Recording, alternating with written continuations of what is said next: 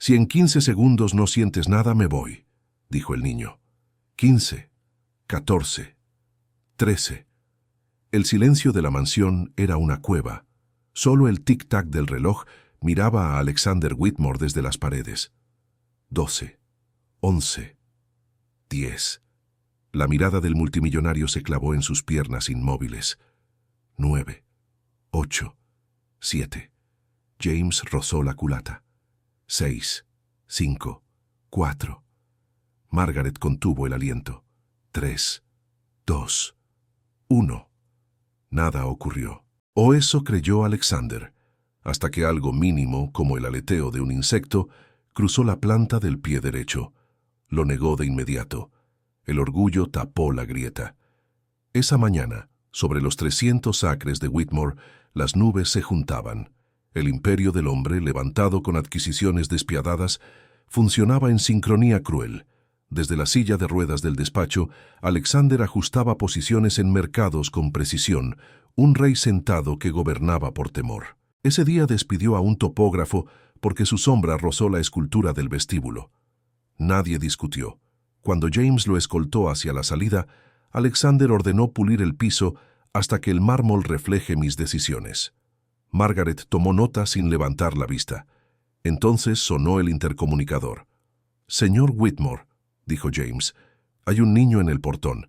Dice que debe hablar con usted. No recibo mendigos. Insiste en que puede curarlo». Alexander dejó caer el bolígrafo. Convertir la molestia en espectáculo era su deporte. «Tráelo. Si va a mentirme, que lo haga a la cara».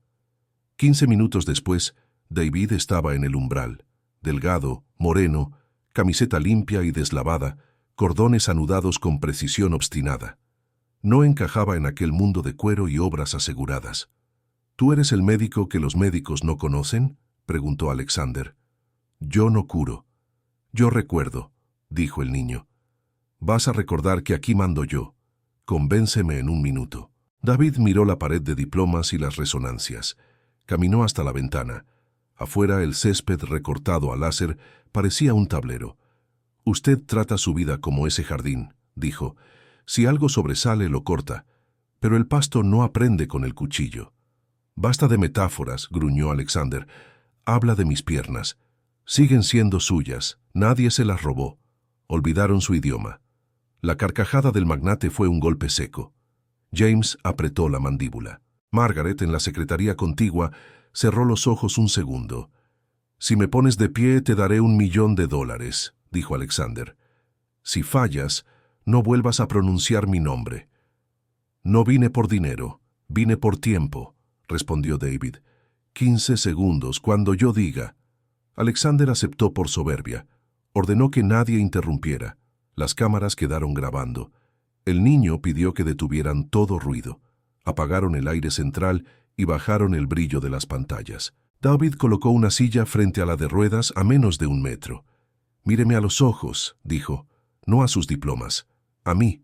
Alexander se dejó atrapar por esa quietud. «Junte sus manos sobre el pecho», indicó David. «Inhale 3, exhale 5. No pelee con su cuerpo, pídale permiso». El hombre obedeció.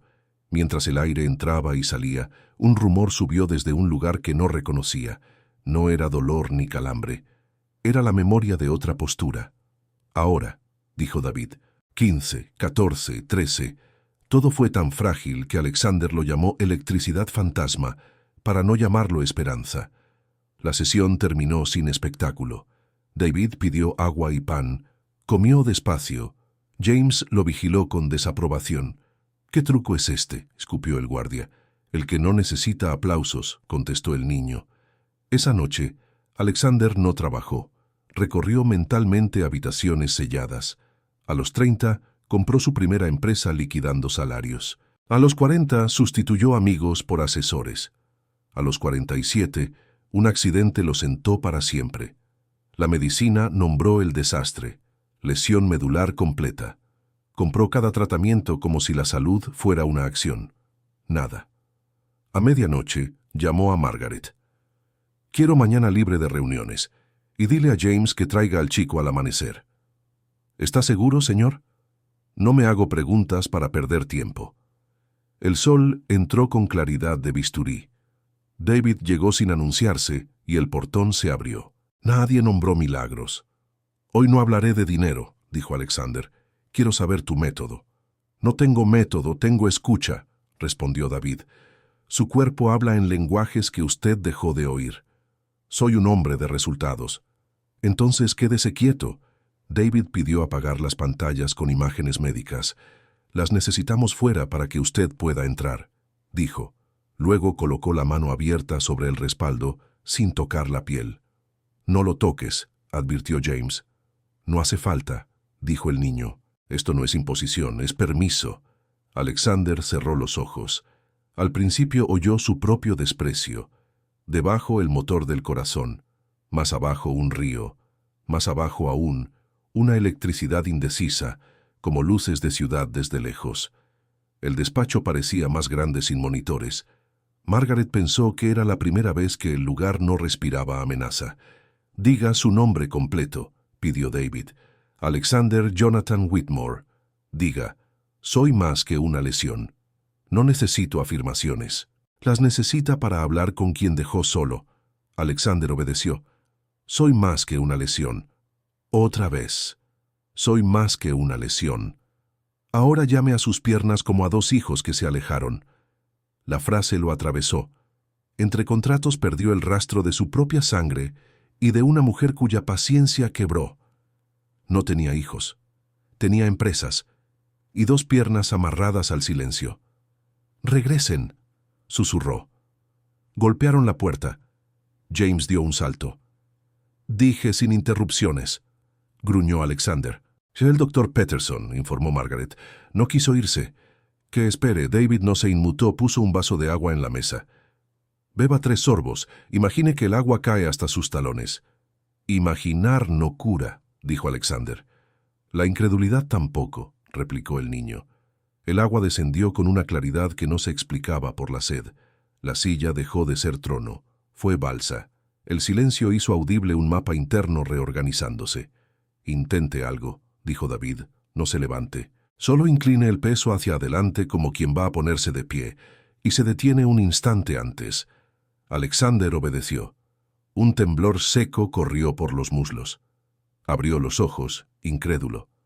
«Fue un reflejo», se defendió. «Entonces estúdiese de nuevo». Los minutos siguientes no tuvieron espectáculo, pero sí grietas. El hombre tomó conciencia de puntos que la palabra parálisis borró del mapa. No eran movimientos, eran direcciones posibles. Cuando la sesión concluyó, James abrió la puerta con gesto brusco. Peterson entró con papeles y la autoridad de 3 décadas de clínica. «Señor Whitmore, esto es absurdo. Usted necesita protocolos, no teatro». «Usted ya me dio todos los protocolos», dijo Alexander. «Ahora necesito algo que no se compra». El médico miró al niño con desprecio medido y habló de sinapsis, límites y evidencia. David escuchó sin interrumpir. Luego señaló la silla. «¿Puedo sentarme a su lado?» «No», saltó James. «Sí», dijo Alexander. El niño se sentó. No tocó al adulto. Habló muy bajo. «No le pido que crea. Le pido que pruebe, sin humillar, la versión de usted que quiere regresar». El doctor resopló. Alexander no lo echó. Le pidió que observara. Peterson, vencido por la curiosidad, se quedó como testigo. La segunda parte fue simple. Respirar, nombrar, pedir permiso. Nada para un informe, todo para un comienzo invisible. Al terminar, David se levantó. «Hoy basta», dijo. «Mañana, si quiere, seguimos». «Vendrás», afirmó Alexander. «Si usted también viene», replicó el niño mirando sus piernas. Alexander asintió, y por primera vez en años, el miedo dejó espacio para posibilidad y movimiento. A la mañana siguiente, la luz entró como una hoja afilada entre las cortinas, y con ella la certeza de que el juego había terminado. Ya no era espectáculo. Alexander estaba sentado de frente al ventanal, sin pantallas encendidas, sin llamadas ni alertas. David llegó puntual, flanqueado por James con su gesto impenetrable. Margaret pasó por el umbral y se retiró en silencio. «Hoy vamos a cambiar la habitación», dijo el niño. Las paredes siguen hablando de dominio. Necesitamos que hablen de permiso. Alexander hizo un ademán. 2 empleados retiraron los cuadros de casa y los sustituyeron por fotografías de jardines antes de ser podados, bordes indóciles, flores torcidas, verde imperfecto que no pedía perdón. «Ridículo», murmuró James. «Ridículo es no intentar», replicó David sin mirarlo. El niño pidió que la silla de ruedas se colocara a un paso exacto de una barra de equilibrio portátil que había mandado traer Margaret en secreto, más por intuición que por fe. Nadie lo comentó. Alexander miró aquel tubo de acero pulido como si fuese una línea divisoria entre 2 países que se detestan. «Antes de tocarla, vamos a entender una cosa», dijo David. «Su cuerpo no es su enemigo». «Mi enemigo está en la médula», gruñó Alexander. «Un tramo quemado que no obedece». «Niños aprenden a caminar mucho antes de entender anatomía», contestó David. «Usted entendió demasiado y dejó de escuchar». Respiraron juntos. 3 tiempos para entrar, 5 para salir, 7 para quedarse vacío. En la tercera ronda, Margaret notó que el cuello de Alexander se había ablandado. El gesto acostumbrado de mandíbula rígida se desarmó como una armadura que cede. «Levante 1 centímetro los talones», pidió el niño. «No siento talones. Nómbrelos de todas formas». Alexander obedeció. Imaginó la piel, el peso, la antigua presión de un zapato de lujo que nunca más usó. Algo mínimo relampagueó en los sóleos, una memoria táctil que no era sensación plena, pero tampoco nada. «Ahora mire la barra», continuó David. «Usted no se levantará por orgullo, se levantará por gratitud». «¿Gratitud por qué?», bufó Alexander. «Porque estas piernas, aunque dormidas, no lo abandonaron. Sostuvieron su rabia sin quebrarse». La frase se quedó flotando. Alexander alzó la mano derecha, la apoyó en la barra y dejó que su peso se inclinara hacia adelante. No era una orden, era una conversación. La silla chirrió. James dio un paso adelantado por costumbre. «Quieto», dijo Alexander, y su propia voz le sorprendió. Sonó como la de un hombre pidiendo espacio, no obediencia. Hubo un temblor, luego otro, y después un silencio distinto, como si el mármol hubiese aceptado nuevos acuerdos. Alexander no se levantó, pero su pecho cambió de ritmo y su espalda abandonó la curvatura de derrotado. Cuando terminó, sudaba como si hubiese corrido. «Suficiente por hoy», anunció David. «Apenas empecé», respondió Alexander voraz. «La desesperación también es una forma de cárcel». Peterson llegó con informes y se quedó mudo, a observar. El doctor se cruzó de brazos, escéptico. La sesión de la tarde ocurrió frente a sus ojos clínicos. Respiración, lenguaje, inclinaciones controladas. Una risa breve cuando Alexander perdió el equilibrio y David, sin tocarlo, le dijo que la caída también enseña el mapa. «No hay evidencia», murmuró Peterson, aunque sus pupilas habían dejado de ser piedra. «Evidencia es usted cuando se seca las manos después de lavarlas», dijo David. «No necesita ver el viento para saber que existe». Esa noche, Alexander no trabajó. Recorrió mentalmente sus habitaciones y abrió cajones invisibles. Encontró descolorida la carta de un jardinero despedido hacía meses. «Mi esposa sigue enferma. Cuando usted se cure de lo suyo, espero que se cure también de lo nuestro».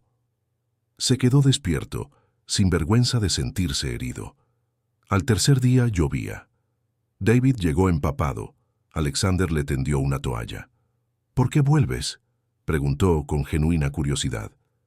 «Porque usted vino», dijo David, «y porque alguien me enseñó que curar no es arreglar, es recordar juntos». Pidió que abrieran las puertas del despacho para que el olor a tierra mojada entrara. El mármol, más humilde, dejó de imponer. Margaret se acercó con un cuaderno. Había decidido anotar no los protocolos, sino las palabras que cambiaban gestos. «Necesito que el mundo se quede pequeño», dijo el niño. «Vamos a cerrar los ojos y reducir el mapa a 4 puntos. Corazón, cadera, rodilla, talón. Nada más». Alexander obedeció con una seriedad humilde. Cuando el mapa quedó pequeño, El miedo, que siempre había tenido forma de estadio con cámaras, se volvió cuarto de niño. Allí, el silencio no amenazaba, arropaba. Dijo su nombre, dijo la frase, llamó a sus piernas como a dos viajeros que llegaron cansados. El temblor regresó, ya no como pelea, sino como saludo. Entonces ocurrió la primera grieta pública. Al inclinarse, el peso pasó por un instante a las plantas y la silla pareció sobrar. Alexander se detuvo exactamente antes del impulso. Los ojos de James se abrieron. Peterson tragó saliva. Margaret apretó el cuaderno contra el pecho. «No te levantes», dijo David. «Aún no. Deja que el cuerpo celebre sin pruebas». El multimillonario se rió, un sonido breve, limpio, tan ajeno a su pasado que asustó más que el temblor.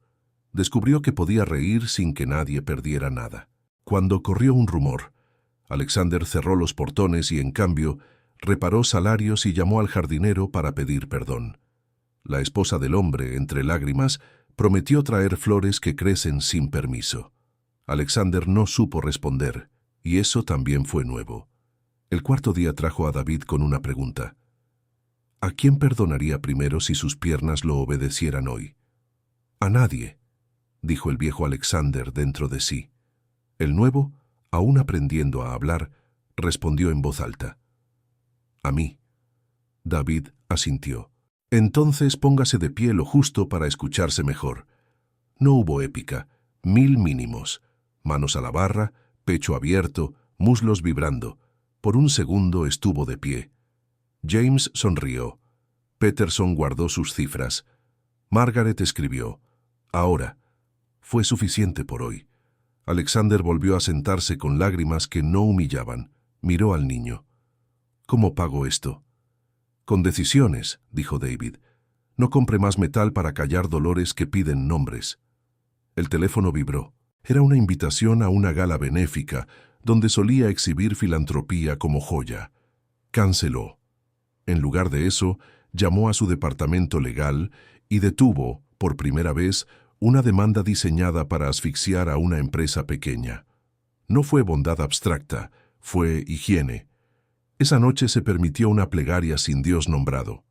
Habló con sus piernas antes de dormir. Soñó que caminaba por su jardín en lluvia fina, sin escoltas ni cámaras, y que el pasto, indócil, le mojaba los tobillos como un perdón. Al quinto día, David pidió algo que a todos les pareció insensato. «Vamos afuera». El personal quiso prohibirlo por seguridad. Alexander decidió que la seguridad sin vida era encierro. Atravesaron pasillos, bajaron en elevador, cruzaron el vestíbulo donde antes imponía silencio. Al abrirse la puerta principal, la humedad del mundo lo golpeó con un olor a hojas cortadas y tierra honesta. Frente a ellos, el camino de grava conducía a un banco bajo los robles. «Hasta el banco», dijo el niño, no para mostrarle nada a nadie, solo para que el mundo recuerde su peso. Alexander tomó la barra portátil como quien toma un juramento. James caminaba a la izquierda, preparado. David a la derecha, sin tocar. Margaret, a unos pasos, guardaba el cuaderno en el bolsillo por si necesitaba manos libres. El multimillonario inclinó el torso, negoció con el miedo y dejó que la gravedad fuera aliada. Hubo 3 intentos sin avance. Al cuarto, el pie derecho decidió ser principio. Cayó un grano de grava. No era un paso, era la palabra aún. Se detuvieron bajo el primer roble. Alexander cerró los ojos y por primera vez dio gracias sin cálculo a todas las cosas que no se compran. Abrió los ojos y encontró a James mirándolo como se mira a alguien que regresa de un país lejano. Peterson, que había corrido detrás con bata y orgullo, se quitó los lentes y los guardó en el bolsillo, como si aceptar no entender fuese una forma nueva de ciencia. «Mañana», dijo David, «el banco nos esperará. Usted decide si quiere llegar». El sexto día amaneció con una calma imposible. Ni viento en los árboles ni ruido de motores. Alexander se levantó antes del amanecer, algo que no hacía desde el accidente. Se sentó frente al espejo sin la coraza del empresario. Por primera vez en años, vio al hombre completo, incluso con sus límites. Había lágrimas secas en los surcos del rostro, una sombra de miedo, y debajo, algo parecido a fe. A las 7 el timbre sonó. David estaba allí con el mismo abrigo gastado y la mirada serena. «Hoy no venimos a probar las piernas», dijo el niño. «Venimos a probar el corazón». Caminaron hasta el invernadero. Afuera el césped aún húmedo parecía respirar. Dentro, el aire olía a hojas y tierra viva. Alexander se apoyó en la barra portátil, ahora instalada entre las macetas. David se sentó frente a él, cruzando las piernas. «¿Recuerda lo que sentía antes del accidente?», preguntó el niño. «Recuerdo que creía que todo tenía precio», contestó el hombre, «y que el mundo me debía obediencia».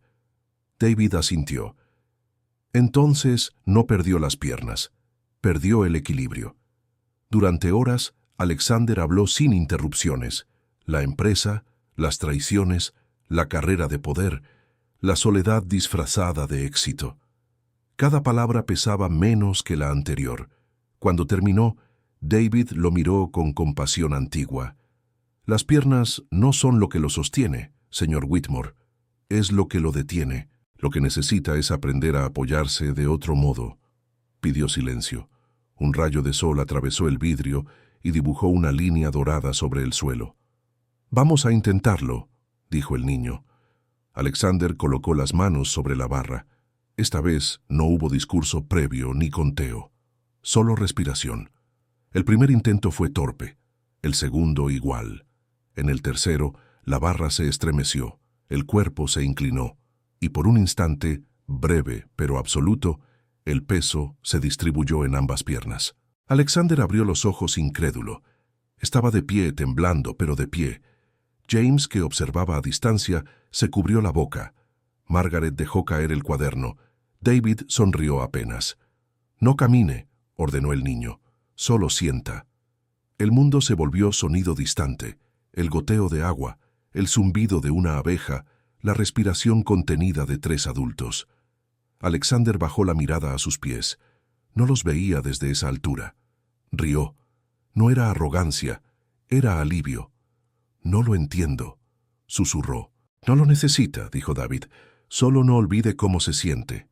El hombre se dejó caer suavemente en la silla. Lloró sin esconderse. El llanto duró minutos o años.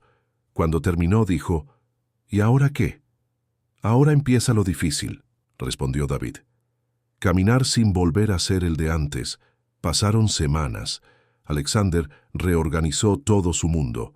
Volvió a recibir empleados, pero esta vez no para imponer miedo, sino para ofrecer disculpas. Recuperó al jardinero, aumentó salarios, creó un fondo de salud. Las noticias sobre su cambio de corazón se esparcieron rápido. Algunos lo llamaron locura, otros milagro. A él no le importó. Transformó su empresa, canceló demandas injustas, detuvo fusiones abusivas, financió escuelas en barrios pobres. En las oficinas, los retratos de ejecutivos fueron reemplazados por fotografías de empleados y sus familias. Un día, Margaret entró en el despacho y vio la silla de ruedas en un rincón. «¿Desea que la retiremos?», preguntó. Alexander negó con la cabeza. «No, quiero verla. Me recuerda quién fui y quién no quiero volver a ser». Cada tarde dedicaba 1 hora al invernadero. Caminaba despacio entre las flores, sin apoyo, como si midiera la vida paso a paso. Pero había algo que no podía sacarse del corazón. David había desaparecido. Un día simplemente no volvió. Alexander envió a James a buscarlo en todos los pueblos cercanos. Nadie sabía de un niño con esas características. No había registros, ni familia, ni escuela. Era como si nunca hubiera existido. Hasta que una carta llegó. Sin remitente, sin sello, solo su nombre escrito con tinta azul. «No busque, no me perdió.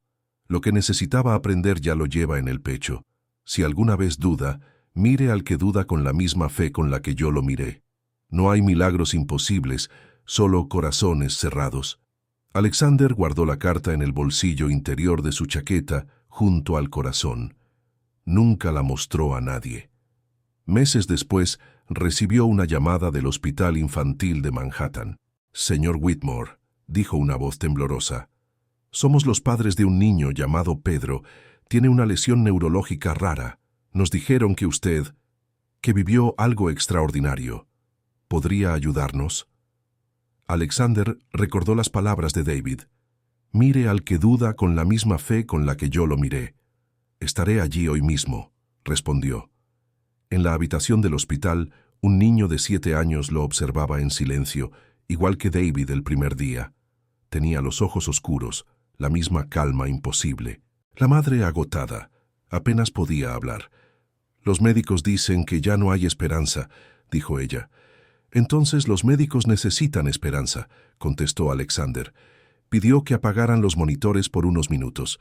Se sentó junto al niño y tomó su mano. ¿Sabes quién soy?, preguntó.